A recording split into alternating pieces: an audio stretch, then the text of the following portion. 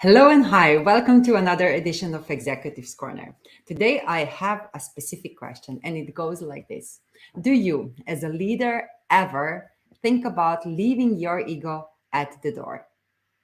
That's the question which my guest will or is trying to answer in his book and all in his work, which he is doing, talking about post-heroic leadership and researching the segment of leadership and the new era of leadership and what's needed out there. What are the elements of not only a good, but as well effective leadership style? So I'm so excited for all of you who joined us today to listen to the topic of leadership, not only in the field of management, but as well in the field of how really to translate every single behavioral trait, how to combine all the elements of organizational growth and organizational change and mold it in a style which really supports your organizational development and your people engagement. And today's guest is a perfect guest on that because not only he's, I believe, a good friend of mine, but he's as well a professor, a regular professor at the University of Ljubljana at the School of Economics and Business, but he's as well a great author. He's done a lot of researches, wrote his own book, and I believe it will be so rich today. So I invite you to leave your ego at the door and join us in the conversation with Miha Škerlavaj. Miha, I know that you are not only passionate about economics, you are as well passionate about organizational behavior because that's the field of your PhD in economics. And I believe that you've done such great things. But before we go into details of all of that, just saying hi, hello, and welcome. And I'm so grateful you're here with me today. Thank you, Simona. It's an honor and a privilege to be here. Also, good evening to all of our participants across the internet. Of course, all of them across, not only across the internet, on LinkedIn, but as well other platforms. So welcome, yes. So what we will be covering today with Miha are not only the elements and the process of how to define leadership, but what we will try to tackle is actually how to move from the egocentric leadership to the so-called post-heroic leadership, which is a topic of Miha's book, but as well his field of research. So, Miha, I always invite every single one of my guests just to share a little bit about your background. So how did you land in the segment of leadership? What was the drive behind to not only start to study economy, but as well to become a researcher, an author, a trainer, a consultant in the field of variety of leadership, but as well economical topics? Thank you, Simona. I know I can count on difficult questions from the very beginning. That's an easy one. So I know. So what's the reason that you landed in leadership area? Well, probably certain things are, a result of some serendipity, and some are meant to be. And I guess, research and professionally speaking, it has been a topic ever since my PhD in organizational behavior. So I've been always one way or another interested in how people create something, for a greater good together in organizations, how we relate to each other, and, without a second thought, then at certain point in time, leadership becomes a salient phenomenon to consider. Yeah, and with regard to the ego, moving away from egocentric leadership, I would say, probably, it's a zeitgeist, right, that we're at. So we can see many of those difficult, wicked challenges, if you want, that actually require many people, their hearts and their minds to be put together. And whenever there's a ego-charged leader, typically that means that others do not feel they are invited into the problem solving, right? And vice versa, right? So when we have mature enough leaders that are there to support, to facilitate, to create that shared and servant sense of leadership, we have countless examples, practical ones and also more research-based. That this is one of the potential ways how we can lead people and organizations towards better future. Yeah, I agree. There are a variety of ways how we can lead. But what I love with your book and your work especially is that you always think about and talk about and then research not only how we lead, but as well how we perceive and practice effective leadership. And for me, the difference is exactly that particular word, effective leadership. It might be a really democratic one 10 years ago. It is a post-heroic today. There are really such a little nuances of leadership styles, though they are so relevant. And that's why I love that word of effective leadership. Though I have a bit of a provocative question. So Go ahead. is there an event in your childhood or during your time of studying which really led you to decide I would love to research leadership?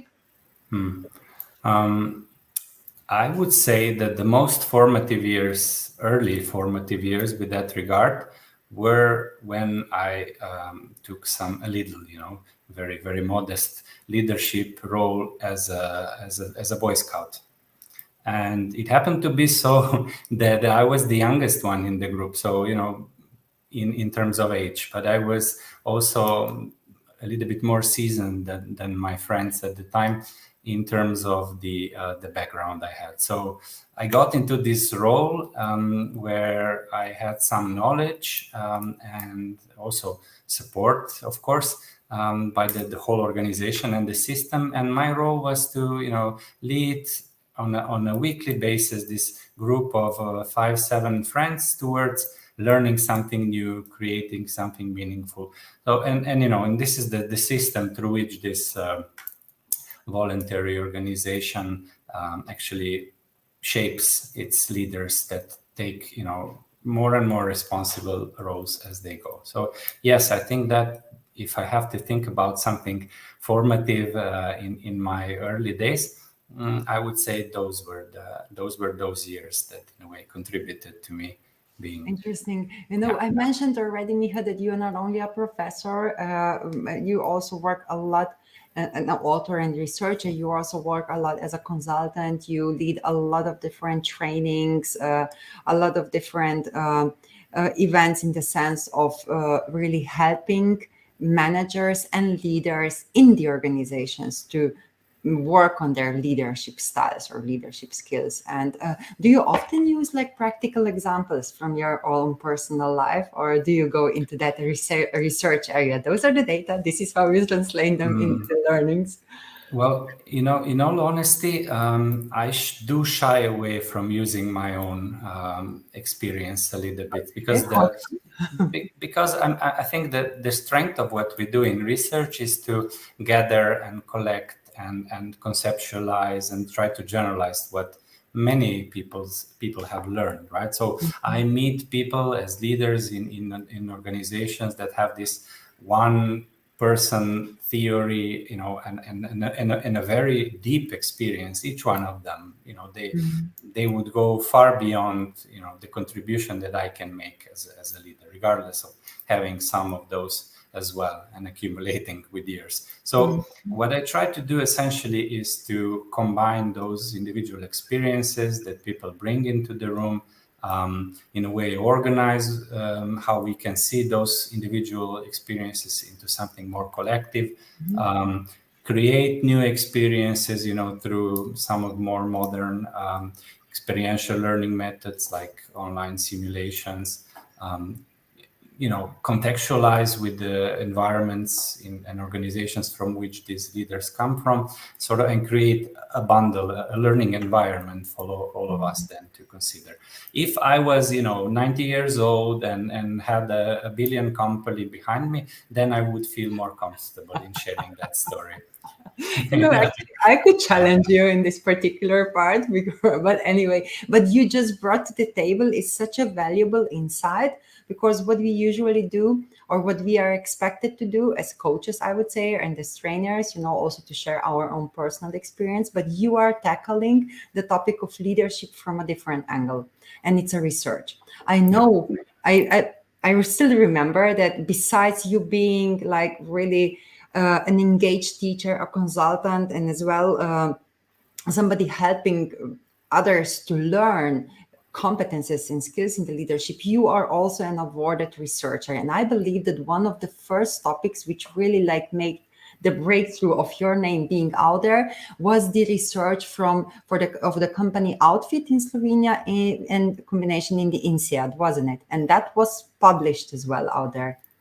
Yeah, actually, so that was a wonderful opportunity to follow the life of an organization from its inception and then 10 years into making, right? And together with colleagues from the organization and from INSEAD, we did create a case study that is being used around the globe, among the leading universities. I can say that to learn about how a new organization is made, how important organizational culture is with that regard, what role a leadership can take in scaling up this organization, and then at certain point in time of maturity, what kind of trade-offs and challenges there are to consider. Yeah. So thank you for bringing that up. I'm very proud of my team and honored to have the chance to tell stories like that. Yeah. And I know you always talk about the team, and whatever you write, whatever you publish, whatever you're awarded for, you always mention, that was a mutual work of me or the INSEAD, or that was a mutual work of me and the team who had the research. And I love that. And I'll use this opportunity to invite everybody who joined us today to share their question or a thought in the comments below. With Miha, we will be answering all of them. So don't shy away. Be brave, ask a question, and of course, if possible, as much as good as it can be, we will also deliver the answer or the feedback on that. So invited to participate in that, all of you. So Miha, innovation, it's only one piece of the research and one part of your work you are doing. And it combines so beautifully with the organizational change, but as well with developing a culture of trust where feedback is like one of the key components. And I would say that how you are mentioning it, there is that element of what adds to the sustainable but also effective leadership. And that element is really to develop a sustainable and as well as responsible post-heroic leadership. That's somehow the thesis which you created for your book, which is titled Post-Heroic Leadership. And I believe that you talk about not only the elements, but as well the process of how that post-heroic leadership is done. And I believe that this was the next phase of your research after the innovation project, wasn't it? Yeah, I mean, many things go in parallel, right? So the way this book came to be was absolutely atypical one. Okay. It actually started with a set of radio shows and podcasts together with Anja Hlača-Ferjančić on Val 202. Right, so we did not have a book in mind at that point in time. It was just to bring forth this idea of leadership and to show to everybody out there that we do have a lot to share, right? And that there are people quite often below the radar that each have a story of a certain kind. Wow, that's true. Yeah. Yeah, right. So and these are the people that definitely deserve attention. And then we shaped it around certain messages, right? So the very first one from the medical sector was how it is to be atop of your league as an expert and then become an amateur leader, right? What does it take to be in this role new as a leader? And we had a fantastic guest, Damjan Osredkar, and we had a conversation around very open, very, very sincere, very humble, and yet a powerful story of how they, as a group of people, but also triggered by a person, created this sense of belonging and change as a result in their organization. Yeah, and many of those many of those stories that I would say I would definitely invite our participants to read and learn and reflect upon their own stories that surely are there. Oh, great! And that was the kickoff or the start for the book. So that's where the idea comes from. Yeah, exactly. So I'll tell you how actually the book idea came to be. I often interact with people from other cultural environments, right? So all these interviews were held in Slovenian, and I said that there are so many different things that I would absolutely like to share also with our international, workshop participants and students, and also with my students in Norway and even in Shanghai. So then naturally, the idea to translate it, first the transcripts into English came to be, and at the same time, a lot of what was going on around us and within us sort of called for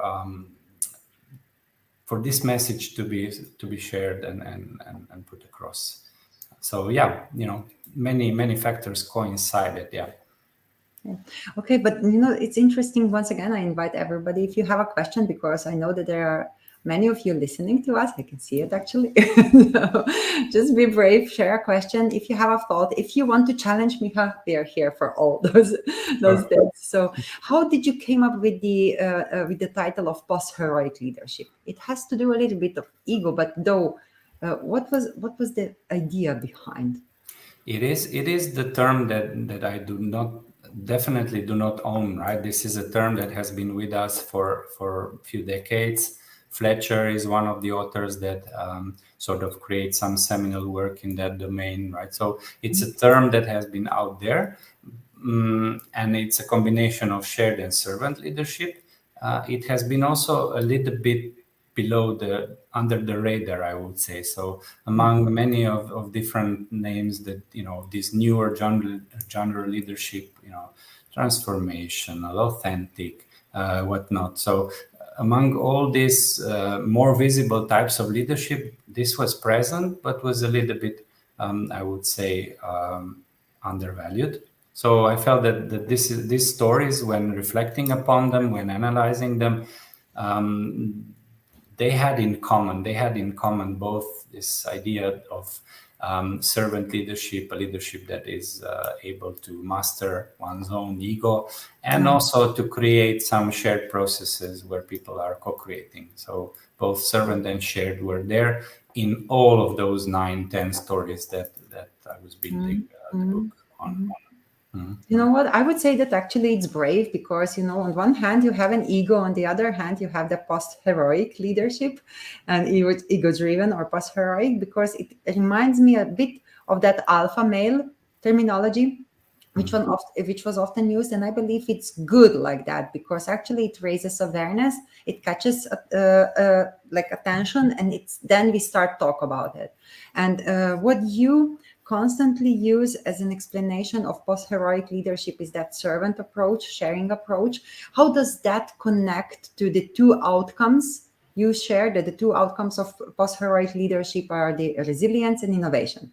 Once again, here with the innovation. Does that connect directly? Yeah, I would like to turn back time just before COVID. I know everybody's sick and tired of the topic, but just for us to rewind and recall what was the state of mind, right? Many people, actually, I heard on few occasions that when there's a crisis, it's time for decisive and more autocratic leadership. So that was sort of the implicit leadership theory, meaning, what do we consider to be an effective form of leadership? And yet that was actually not what research has been teaching us, ever. So there was something very strong out there, and belief that people had with regard to what is a good way to lead when the times are tough. And then times got even tougher.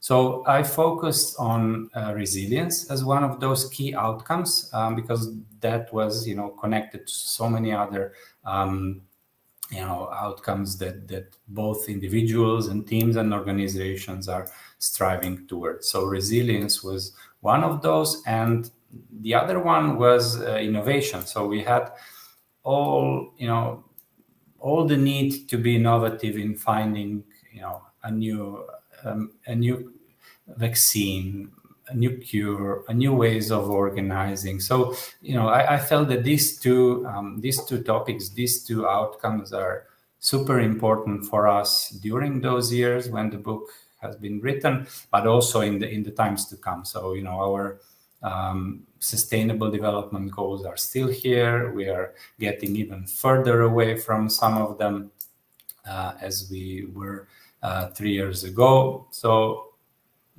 these are not obviously all of the outcomes that post-heroic leadership is potentially connected to, but I consider them to be a good start. And now the research is continuing, so also some of my PhD students are focusing on that regard. So exciting times to learn again about effective ways of leading. Absolutely. And it changes so quickly, not only the environment, but as well the demands from the market, from consumers, and demands for leaders out there. And for everybody who would love to read your book, we have here below the link where you can buy Miha's book, Post-Heroic Leadership. You also can find the link in the post of this video, so invited to check it out. And we shared with Miha, there are a lot of copies already bought. And I believe that it's such an interesting, but as well exciting, but sometimes also scary topic. I would say, because it's not easy to be an executive, and you work with a lot of MBA graduates, you work with a lot of executives in Europe and in Asia. And I believe that sometimes they're also struggling and stepping into the shoes of being a servant leader, a sharing leader, or also vulnerable leader. It's so hard. It's not at all easy. And I believe that the book creates a great introduction to it, but what really can be done and where we can start. You started with innovation, landed with the post-heroic leadership, but still, combining different learnings in different areas. And I have a question here, actually. If there would be one lesson you would love to share with managers, executives, directors out there from your book, Post-Heroic Leadership, what would it be? Well, this is very difficult to choose from, but I would say that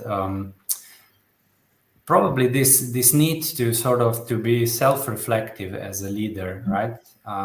To be aware whether we are mastering our ego enough, and whether we are creating a sense of sharedness and inviting others into conversation, regardless whether there's a personal click with that person or not, or whether that person is more extrovert or not. Right? I think that's the key message for the leaders, so that ego is a little beast that each one of us have, but we can train to sort of keep it under control.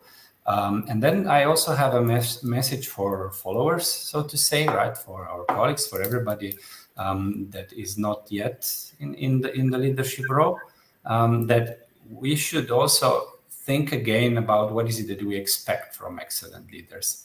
And they are not necessarily all over the place. They are not necessarily the ones that occupy 75% of the airtime. Or 100% of the LinkedIn. They should be judged by their results and the way they behave towards other people, especially the ones that do not have power.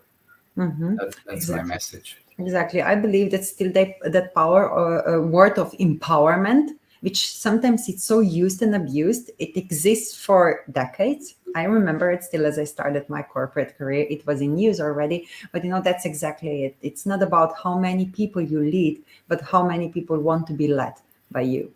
And that's the power of a leader, or how many people really follow you.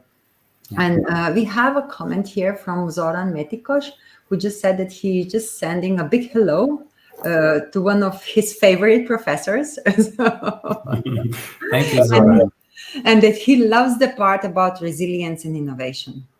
Thank you, Zoran. So I really like the outcome. Thank you for your shout out.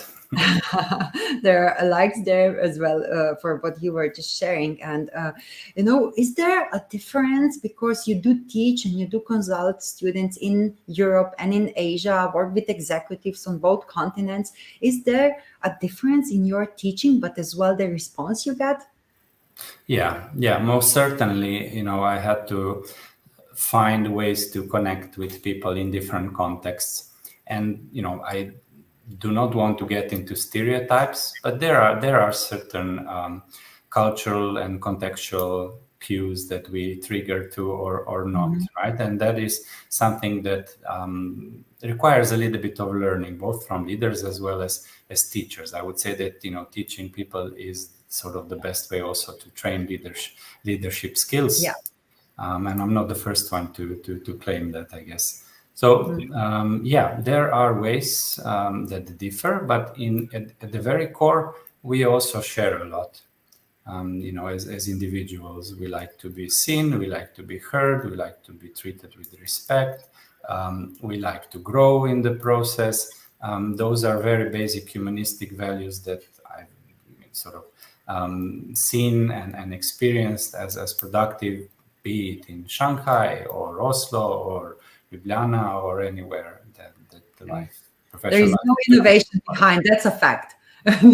Well, fact is a heavy word, but that is my humble experience that this is something that connects us across the globe. If you want a little bit of research, so when they collected all of the Hofstede's studies across the globe, and there have been many, they found that 80% of the variance was at individual level and only 20% at the national level. So in simpler terms, it means that you have to understand individual in its context much more than you can generalize or stereotype from where geographically a person comes from. Great, wonderful. And this leads me to a thought what I'm also always sharing, that that leaders do need to adapt their leadership style to a particular individual.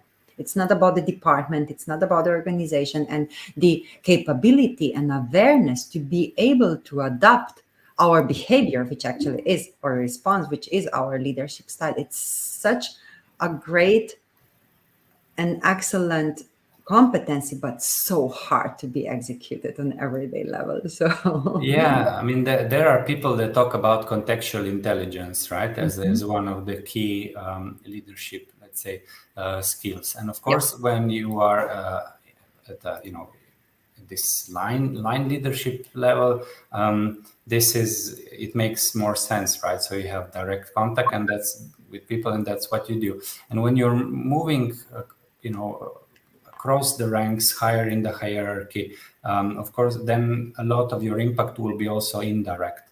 So it means that you will create even more impact without actually being in direct contact with people, but you will create systems that will affect those people tremendously, right? So it can be an organizational structure, it can be a reward system, it can be also the way you develop your direct leaders. Those are all systems that affect people's lives. Can we combine that to another piece of work which you are doing related to prosocial and proactive behavior at work, because it connects with leaders as well, or in executives?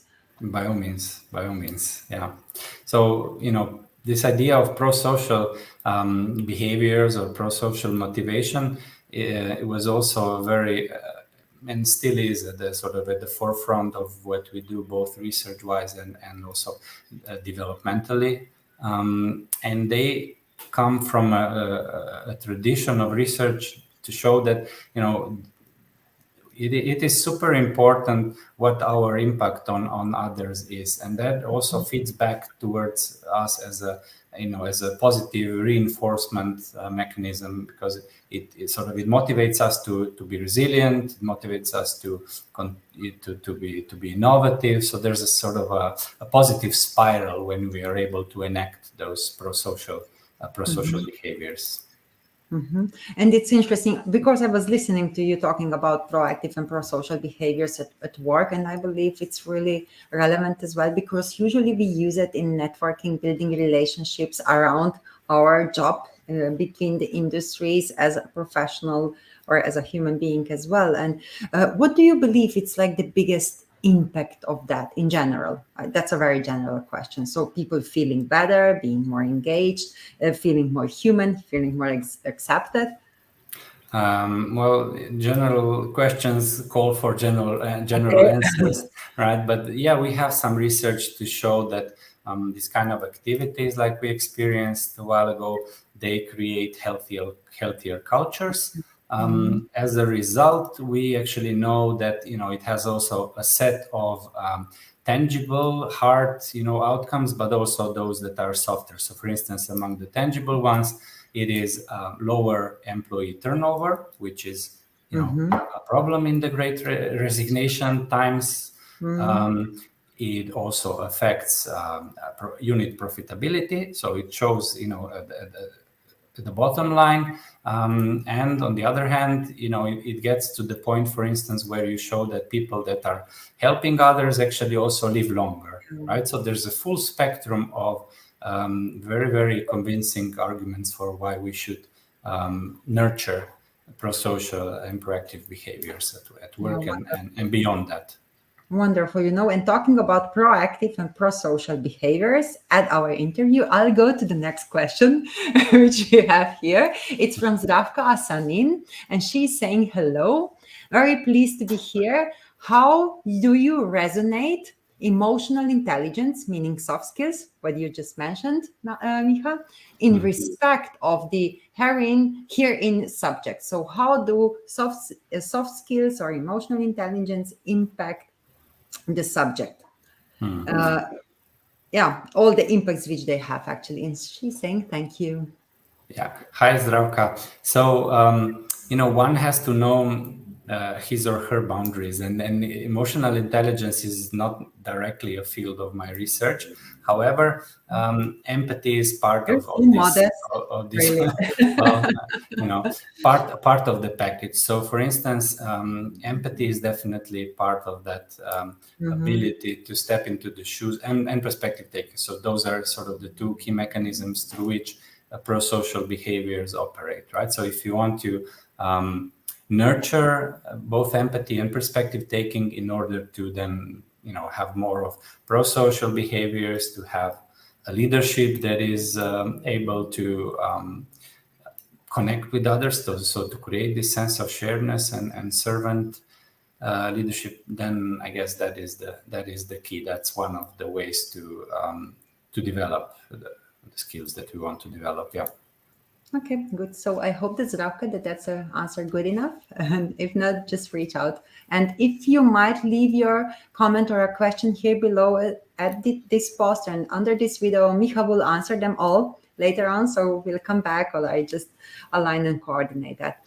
So Miha, having or being, no, I would say like that, tackling so many roles, not only being a professor, an awarded researcher, a consultant and a teacher in at least 2 continents, being in touch with all those different executives, leaders, managers, people who really have a challenge of leadership at workplace, and also how to develop, and who really want to grow, I trust, if they listen to you. What would you say about yourself? What's your leadership style?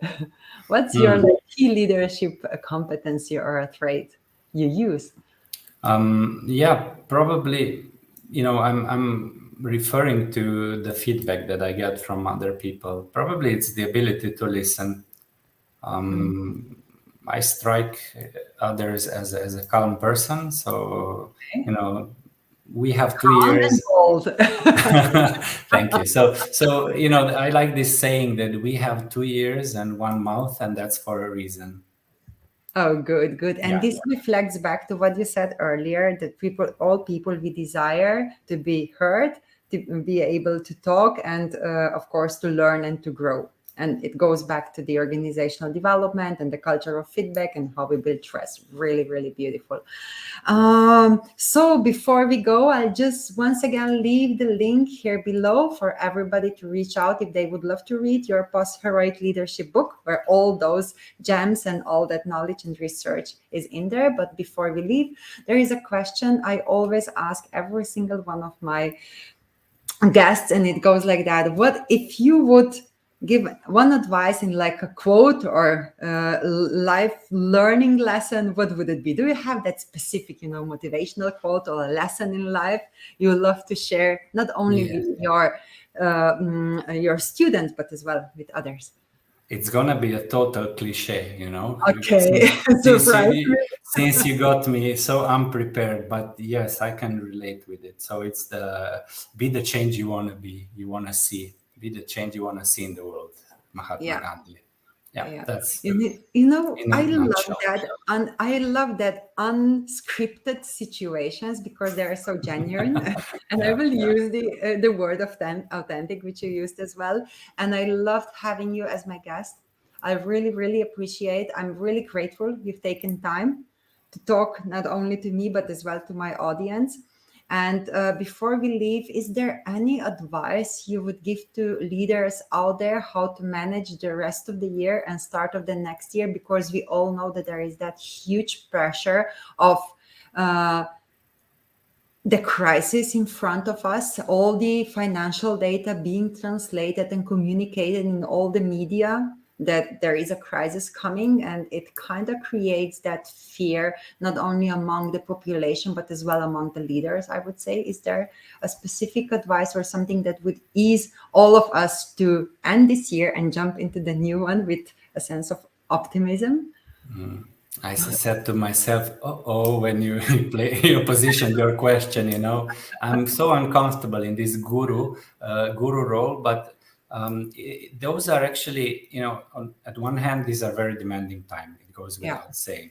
At the same time, these are excellent times for all of us to rethink, redo, and relearn of how we treat each other in organizations and beyond that. Agree. And we have to start with ourselves if we want to create a change or with those around us. So going back to cliche. Exactly, be the change you want to see. So thank you very much, Miha. I appreciate it a lot. If you would love to, then you can wait in the green room for me a little bit to close this interview and this episode of Executives Corner. I love having you here. If there will be any other questions, I'll let you know and we will answer those later on. Thank you, Simona. Yes, by all means. Thank you for the invitation, and thank you everybody for taking time. Hopefully it was worth it. Yeah, absolutely. Even though there are cliches, you wrap them so beautifully that there are a lot of learnings in it. So thank you very much, and I'll see you soon. So thanks a lot to all of you being here with me and with Miha today. I really love Miha. If you noticed, as I'm asking questions, and usually I also love to say that I'm good in listening, at least at the interviews, I pick those topics I consider being valuable for you, but Miha even answered them in such a great way, always delivering on a different angle of it, adding a nuance which is really relevant for leaders. And I invite you all not only to think about leave your ego at the door, but as well to work on your leadership style, call it post-heroic or whatever, which really not only adds the value to your company result, but as well support your organizational growth, supports building the trust among your employees, and really creating, as Miha said, systems which will support that broad engagement and which will support the growth and the development in the future. And as Miha said, so be the change you want to see. And I'll end today's Executives Corner episode with that. And if you would love to have a one-on-one chat with me, reach out, send me a message or book a call to discuss about your leadership challenges. Thank you very much for being here with me. I wish you a wonderful evening, a wonderful day, or a wonderful morning, wherever you're watching from. And I'll see you next Monday, 6 p.m. CET, same time, same channel, same place, with another topic in Executives Corner. Thanks a lot and take care. Bye-bye.